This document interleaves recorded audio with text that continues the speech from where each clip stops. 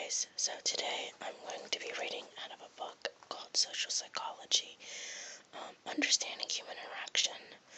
I actually got this book off of a website. I like to read a lot about sociology, psychology, all of that good stuff. So yeah, today I'm going to be reading this. I found an interesting article titled "The Role of Gender: Why Often Females Have an Edge." Being a woman, I kind of understand where this book is going with this, but I guess I'll get to reading now. Have you ever heard the phrase feminine intuition? If so, you probably know that it refers to the belief that women possess a special sixth sense that allows them to understand and predict social events that seem totally mysterious to males. While such ideas lie largely outside the realm of science, we should note that in a limited sense, at least, they may have a basis in fact. A growing body of evidence points to the conclusion that in general, females are markedly superior to males in the use of nonverbal cues. Specifically, they can both read and transmit such unspoken messages more effectively. E.g., Mayo and Henley, 1981. As a result of this advantage, they may often notice a host of subtle reactions that are overlooked by males. Little wonder, then, that females sometimes seem, at least to puzzled males, to possess something akin to mystical social powers. But how specifically do these differences arise? Why are females so often superior to males in the use of nonverbal cues? The answer suggested by recent research is as follows.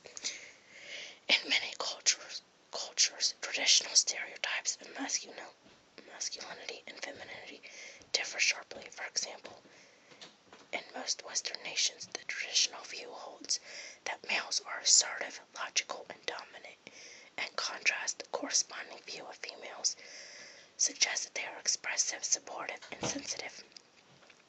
These contrasting views of the supposed traits of males and females in turn may strongly affect child rearing practices for the two sexes. In particular, parents may actively encourage females to pay attention to nonverbal cues, while failing to encourage such behavior among boys. To the extent in this case, it is hardly surprising that females develop a considerable edge in this department.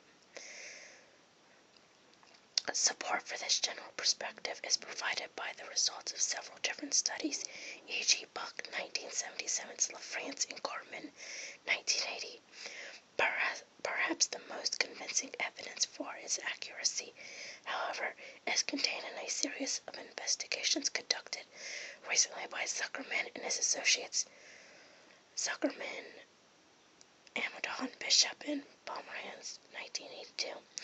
In this research, the scores obtained by subjects on standard measures of masculinity and femininity, as traditionally defined, were related to their success as encoders, transmitters of nonverbal cues.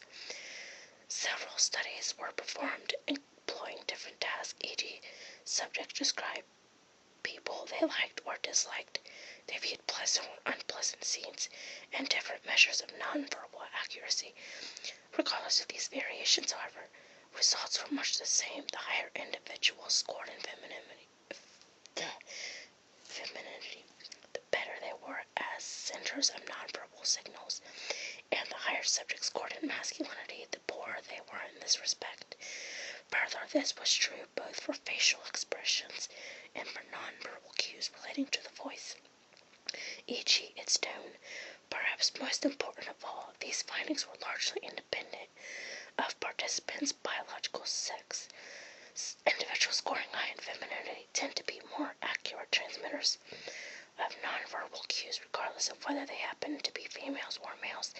Similarly, individuals scoring high in masculinity tend to be relatively poor at this task, again, regardless of whether they happen to be males or females. As you can readily see, the findings suggest that current differences between men and women with respect to the transmission of nonverbal cues are probably not On the contrary, they seem to stem